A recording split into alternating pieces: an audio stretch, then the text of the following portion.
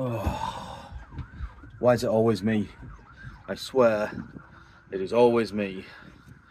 Let's have a look. This ladder is not supposed to be wonky.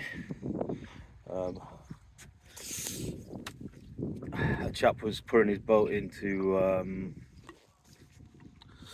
that space over there on Saturday. He's come around this area and just give it the beans coming around here. His stern has hit into my swim ladder. The swim ladder was fastened up. Oh, like that. He's come round and hit it on that corner there and just whacked everything out of kilter. The boat didn't half move. I was worried at the time. I was inside, the entire boat went off to the side, sort of thing. I'm like, oh no. So basically I've landed pretty damn lucky it didn't hit the hull. If it had hit the hull, it was just a glancing blow on the ladder. If it hit the hull, this trip would probably be over before it started, because it'd be weeks of repairs trying to get it repaired. So I'm lucky really, and to be fair, guy was a super nice guy. Came and had a chat with him, really nice bloke. Because the way I look at it is, it could quite as easily have just been me hitting his boat when I was getting out of here. It's so easily done, so there's no point being an a-hole about things, is it? Because it could quite easily have been reversed. This chap's very kindly said that, well, I'll put forward an offer that I'll just get it fixed, because luckily I'm at Boat Folk, which means they have boat care, which means they have all the services just there. In fact, I won't need lifting out, but effectively boat care are going to fix it. I think it'll just be a case of replacing the ladder, or maybe even just bending it back straight. Once it's fixed, they're just going to bill him for it. So I've found one of the ladders, they're only 56 quid on Amazon. So if it ends up being too expensive through boat care, I'll just do it myself. I know it's not my money, but I still don't want the chaps to get charged more than it's worth getting charged for. So yeah, unfortunately I was about 30 minutes away from setting off going back to Penarth. It's like never ending, is it? So yeah, it is what it is. I'm stuck here now another few days. Boat care are going to come over. I mean, they've literally only started an hour ago. It's the first shift back in after the weekend, and they're already coming over to have a look. Super helpful. So they're going to come over. If it's going to look like it's too expensive, and I'm just going to do it myself, then I can set off from here early tomorrow morning. There are northerlies, which gives me a chance to get over to Penarth quite easily. And then there's really bad weather next week, further north than us, but I am heading north, so one of those. We'll see what happens. But yeah, busted boat. It's not completely busted, but if you imagine that there is my only way back onto the boat if I come off the boat. So you know, I don't want to mess around with that. It's got to be right.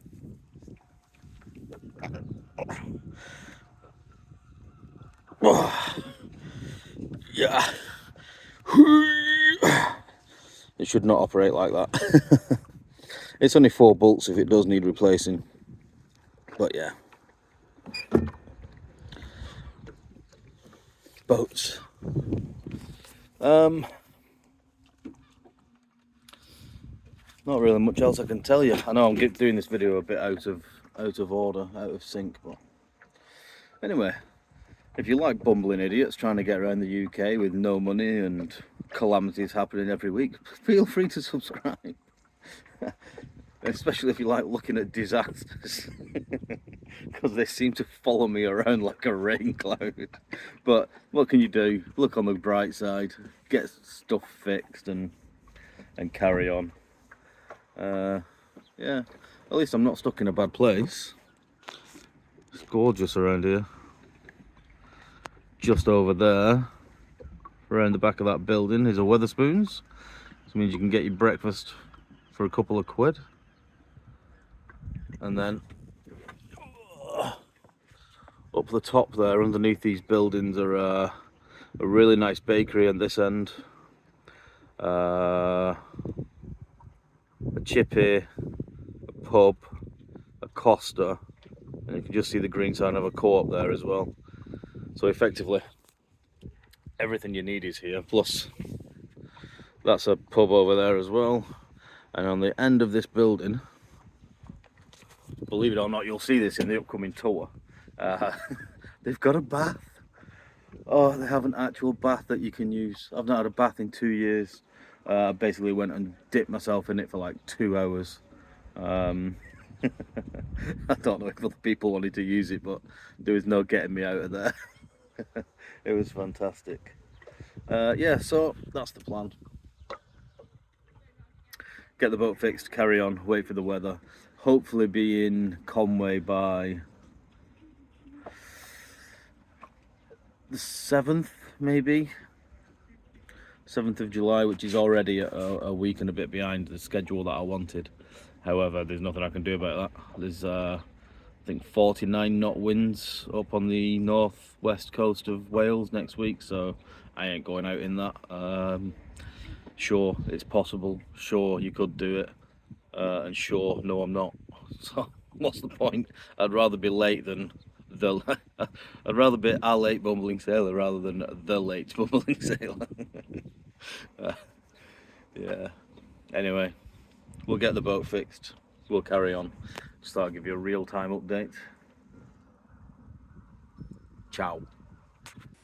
I probably didn't explain very well where I am, so I'll show you. I'm in this area here just near Bristol. What I need to do is come out of here, all the way around here, all the way up here, and my next port of call is here. My next official one. I may stop in between, sort of thing. The trouble is, this isn't too bad, but what happens is, later on in the week, all of this comes through. So this is Wednesday, Thursday, and this is the trouble up here, because if I was to try and get out of here Tuesday afternoon, I'd be getting up here at this point when it's sort of, I think it's 30 odd knots or something. And then you got this big one stopping you going anywhere Friday, even though it's calm up here now, so there's a chance I could set off maybe, I don't know. It's just grim, isn't it?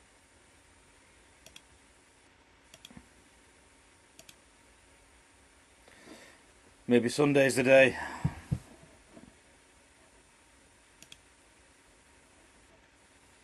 At least when it's like this, it's sort of southerly, it's not too bad because I'll be downwind. But